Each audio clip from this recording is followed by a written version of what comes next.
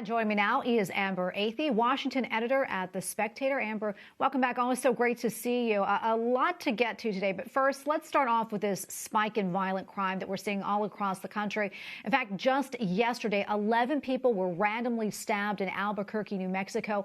What do you think is causing this rise in crime, and how do we get this under control?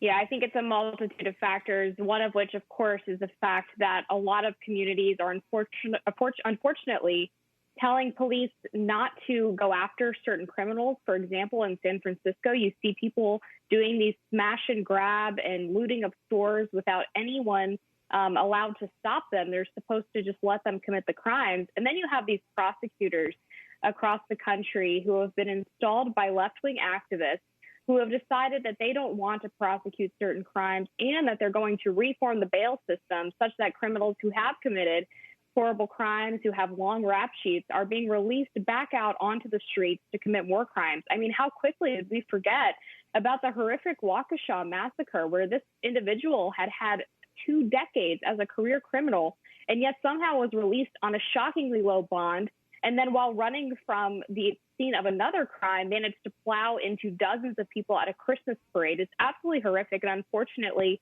more crimes like this will happen if prosecutors refuse to do their jobs and make sure that criminals are held accountable when they break the law. Yeah, on a different note, as you know, over the past week, a number of cities and states lifted their mask mandates. And just today, D.C. announced it's getting rid of its mask and vaccine mandates. That said, masks will still be required in schools. Your thoughts on all of this? Well, I think it's really a shame that there are so many businesses in D.C. who have gone under because of the crazy restrictions in this city. And as someone who lives here, I haven't been going into D.C. because I don't agree with the vaccine mandate.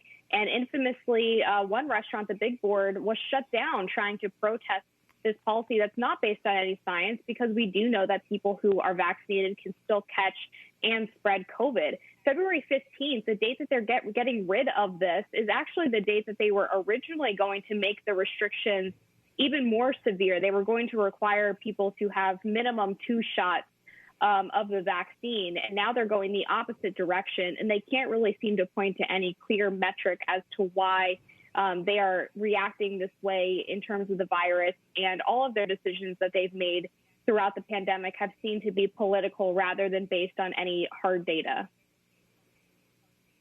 Yeah, I want to stick with these COVID restrictions. Over in Canada, in Ontario, their most populated province there in Canada, they're going to relax their mandates on March 1st. This after massive protests by Canadian truckers who had blocked an international bridge.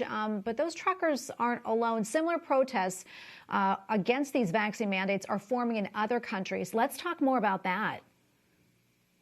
Sure. The truckers have even suggested they're going to do this in the United States, starting in California and coming over to the D.C. area by March because of the success that they've seen in Canada. And I think all of this stems from the fact that public health officials said that they were going to try to make the lives of the unvaccinated as inconvenient and as miserable as possible. And the truckers basically called their bluff and said, well, we can do the same to you because we control the flow of goods in this country. And it turns out that the public health officials and politicians in Canada didn't like it so much when the tables were turned on them. Amber, we have a little less than a minute left, but I want to quickly ask you this. Something else that's making headlines, the new developments in Special Counsel John Durham's investigation. What can you tell us quickly about that?